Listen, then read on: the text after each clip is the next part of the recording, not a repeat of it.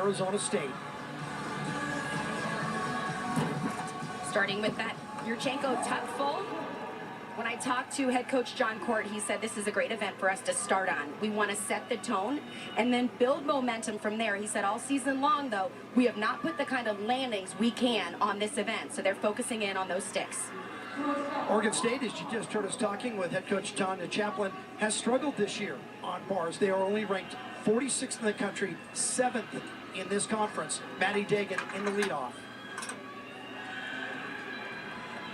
On this event, you see the high-flying release moves, transitions, high and low, and dismounting with the combination, giant full double tuck, nice forward in the air, and a big start on the landing there.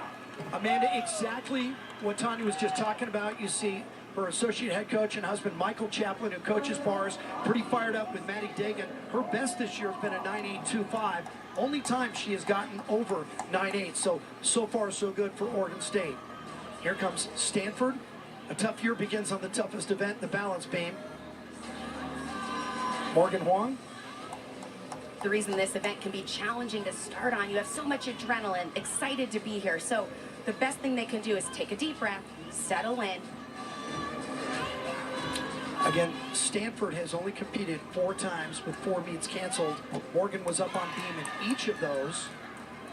Her best this year, 9.825. She hit it twice against San Jose State and against Oregon State. She had a beautiful back handspring layout, step out. And like you mentioned, only competing 4 times. So not only is this event challenging to start on, calming your nerves, but one thing the coaches shared with me is the up and down of the season has made finding the rhythm of competition more challenging. They usually start preseason meets really early, and they were really just trying to get in shape to compete during that time. So ultimately, the pressure of competing has come on quick and aggressive. And for this Stanford team, this is just their 5th time competing, so not a lot of experience, per se, for the season. Taps the beam cap. Yeah, setting up for that dismount. Nice 1.5 twist, a little hop to the side there, but what a great start for this team on a challenging event. That's good work by Morgan. Junior from Sugar Land, Texas. Washington starts on floor. This has been a good event for them. They are ranked 30th nationally, but they've been 49 or better in their last 2. Allie Smith in the leadoff has 4 straight floor routines that have scored 9.8 or better. Clean double tuck to start the routine. Earlier, I talked to the coaches, and they felt great about starting on this event. It's been a strong event for them.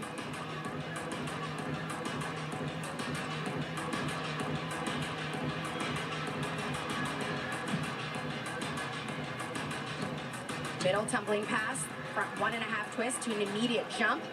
Keeps those landing deductions minimal.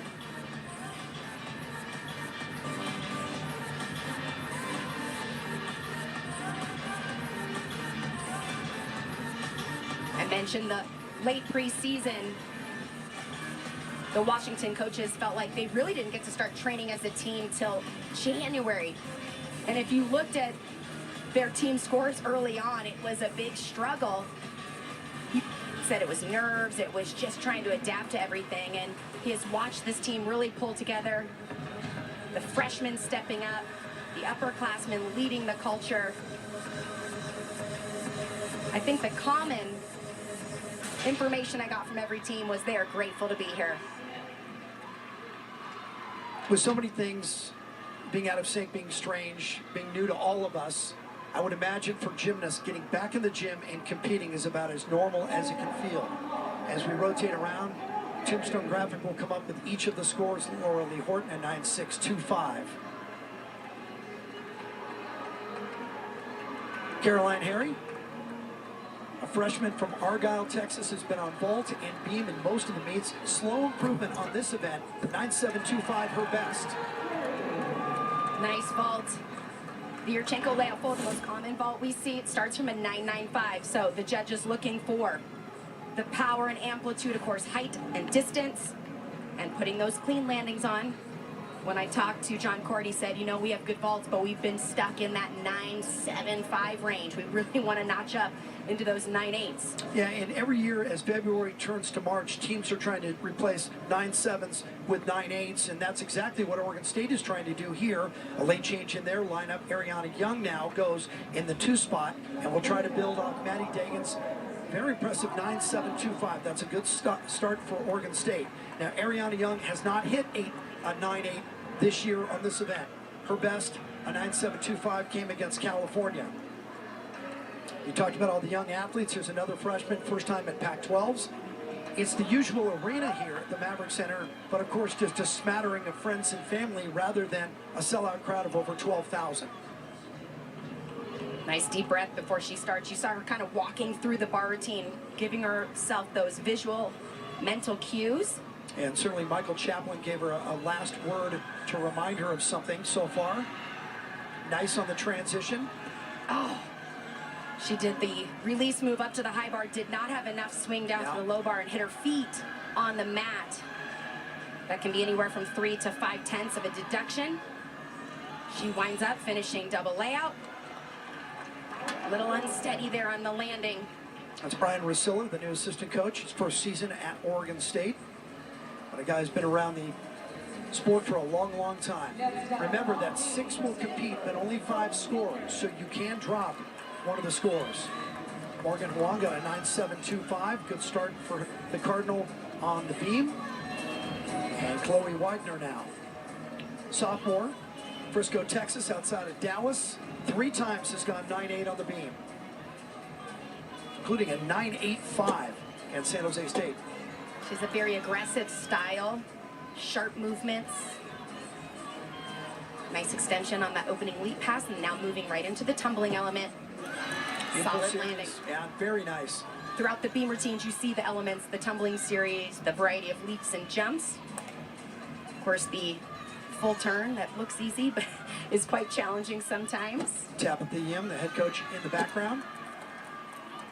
Beautiful combination work for an aerial to the split jump. By the way, Tabitha Yim, back in the day, was a champion at the Pac-12 finals on balance beam. I remember. The other element of this championship is they're competing on a podium. That means all the equipment is up on the stage.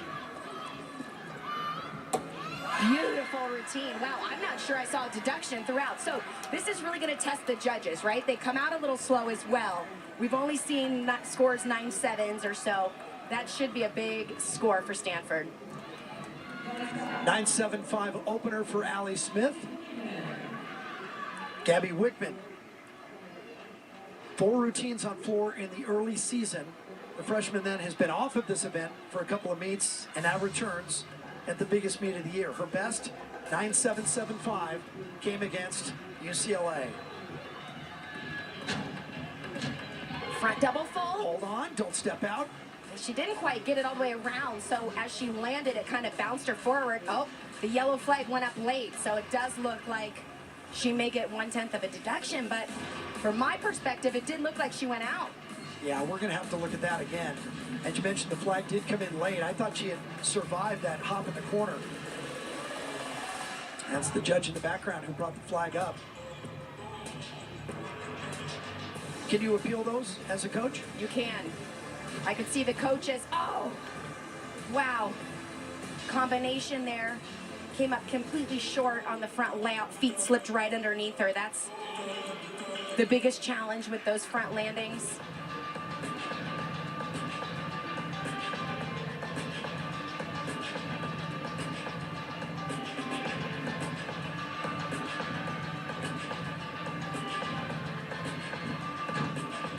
Finishing front 1.5 twist.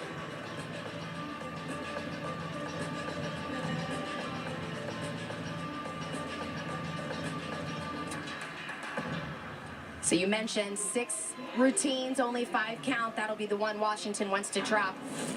All right, we didn't think she went out, but So we're right there, far look. away from this hop right there. And there's the head coach, Ralph Rosso, in the background. Now, he might be lobbying there a little bit, applauding as if she stayed in. You and I thought she stayed in, but the judges get the final word and really the only one that matters. 9.75 for Carolyn Herring. Peyton Bellows as we go back to vault. She was only on this event in the first 2 meets. Both times, 9.8. Good time for another. Wow, there it is. Oh, there you go. Look at John Court, fist in the air. Great vault. She's got a beautiful vault. The question was, could she land it? She knew exactly what to do. Arms open, finds her balance. There's a little slide, so a hair of a deduction, but that's the kind of landing Arizona needs on this event. So from here on out, they got to build and repeat that over and over. Nice work by Peyton Bellows. Oregon State will want to drop Ariana Young's 9.35. Nia Mack.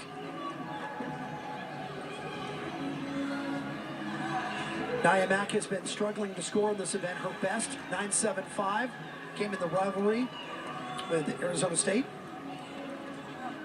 Unique element down to the low bar. We typically call that a straddle back. She did hers in a pike position through. Came up a little short on the handstand. And a full twisting double back to finish. Hold on. You know, that was a great routine. It's the little details that the judges may take deductions on. The short handstands, of course, the step on the landing, but really picked up the momentum. 9.875 for Chloe Widener. How good is that? Great. Well, for Widener, 9.875, not even a season high. She's gone as high as 9.925, so perhaps Stanford expected good numbers there. Sandra Jessen.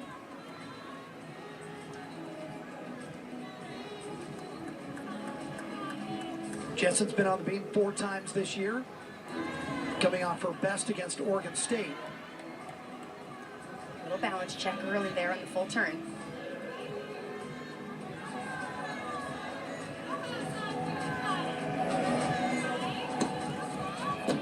Oh.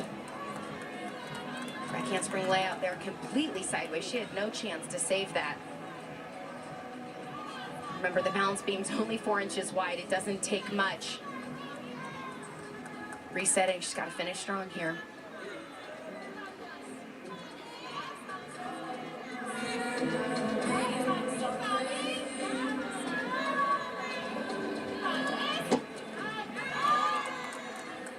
Side aerial looked a little hesitant on the landing.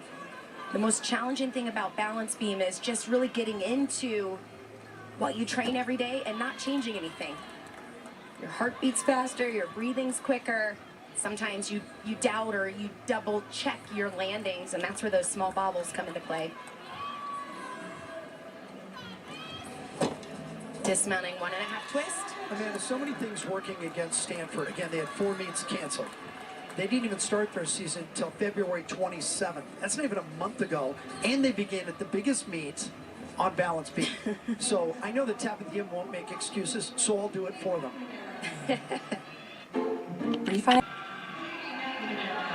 They call her Katie Mack.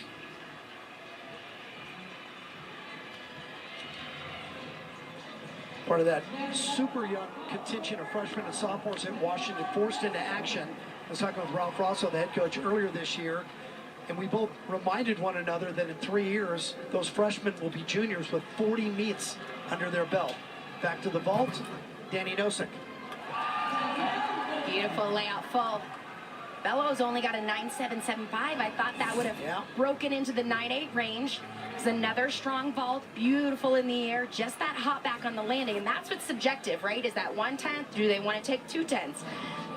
And Nosek's another one of those athletes been caught in the 9.7s, her best a 9.775. Nia Mack, they give her a 9.6 for the effort. Here comes Caitlin Yanish. Later on, you'll see Yanish on the floor where she's one of the best in the country. Your first look, you find her on bars. And I don't have her in the bars lineup this year. This might be her first. Well, 5 of the 6 athletes in this lineup are new. Only 1 returned from last year. Well, how about that? Coming out of the bullpen and throwing up a great set. Huge double layout to finish that routine. That's the skill she's known for on floor exercise. She did it just as dynamic here. Legs glued together, and she almost had to keep her arms up to not rotate too much. Well, we know Yanish is multi-talented.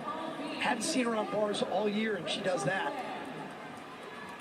Rachel Flam now, as Stanford can afford no more errors on the balance beam. They'll drop that one score. Flam has been up 3 times this year prior to the Pac-12 championships. Been a little rusty.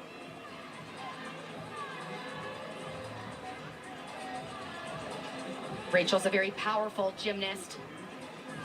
As long as you can control that power on this event, it is helpful. Balance check there in that switch half. And the lack of training is going to show up on beam more than any others. I mean, if you ask me, lack of training on any event is a challenge. Gymnastics is an all-year-round sport. There's really no downtime. You're working on your drills, your technique, and then you move into routine readiness, working on endurance and consistency. So to take time out of any of that is challenging. Small balance check there on her punch front. You can see she's trying to work in her head. I believe that was supposed to be some type of combination.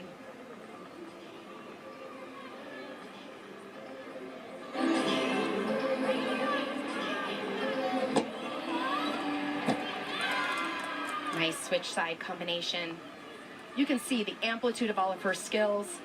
That's the power that she brings on this event. Rachel Flam. Yeah, that's going to be a lower score, unfortunately, because she had the balance checks, but she never had 2 tumbling elements connected.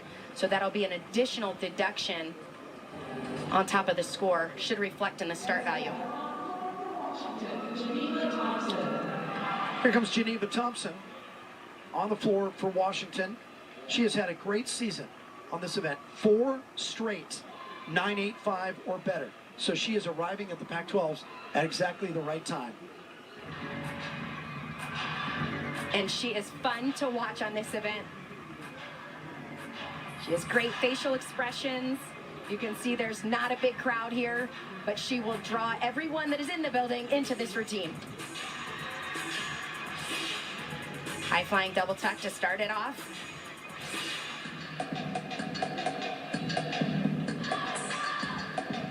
Twice in her career, Geneva Thompson has got 9-9 on the floor. This year against UCLA, and the last time was the last time she was on this floor at the Pac-12 championships in 2019.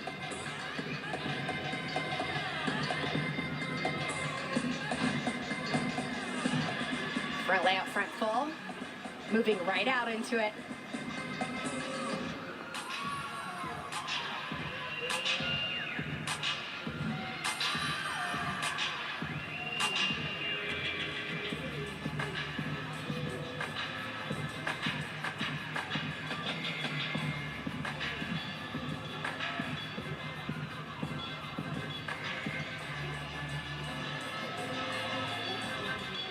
Final pass.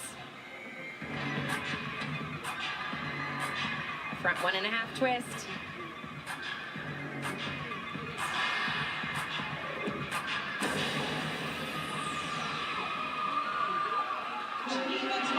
Nice routine.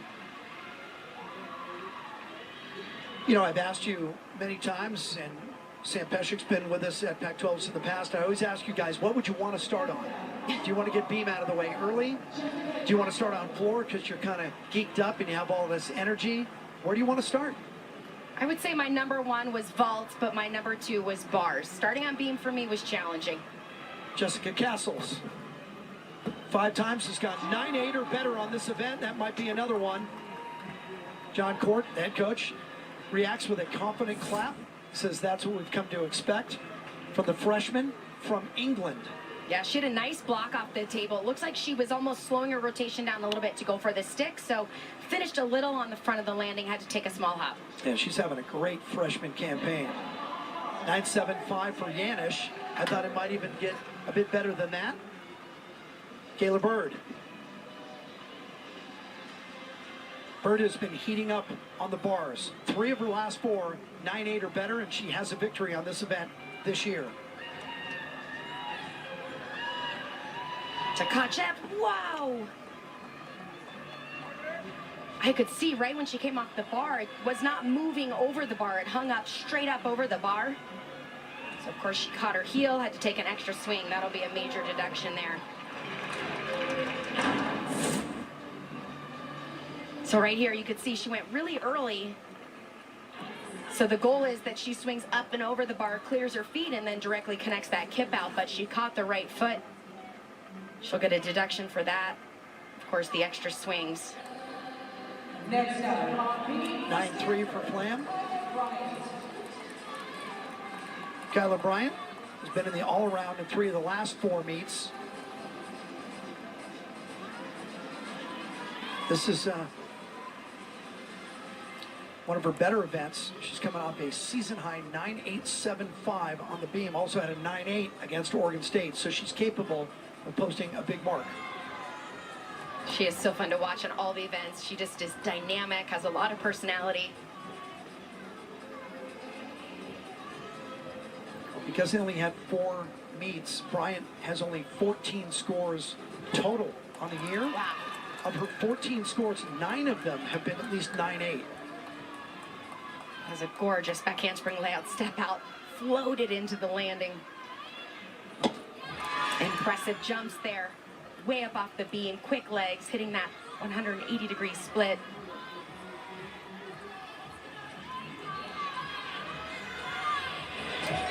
Another power skill right here, punch front, opens up, almost landing in a completely upright position. Setting up for a dismount. She does 2 back handsprings to the double tuck.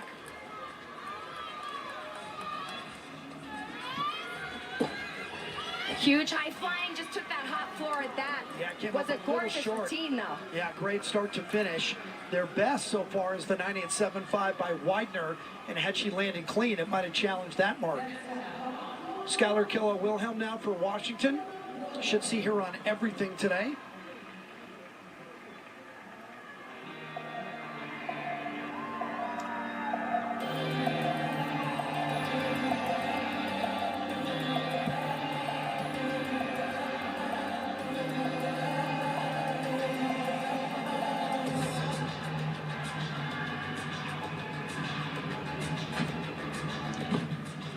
Clean double tuck, bounced out a little bit.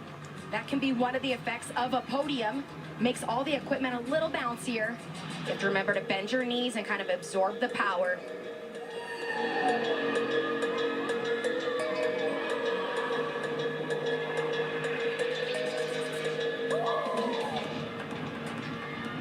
Back-to-back 9.825s for Washington, trying to build a nice rotation here. Clean front double full in that middle pass. Mara Cunningham to come in the anchor spot for Ralph Rosso and the Gym Dogs. So if Wilhelm, Kayla-Wilhelm, and Cunningham get through clean, Washington could set themselves up for the rest of the day.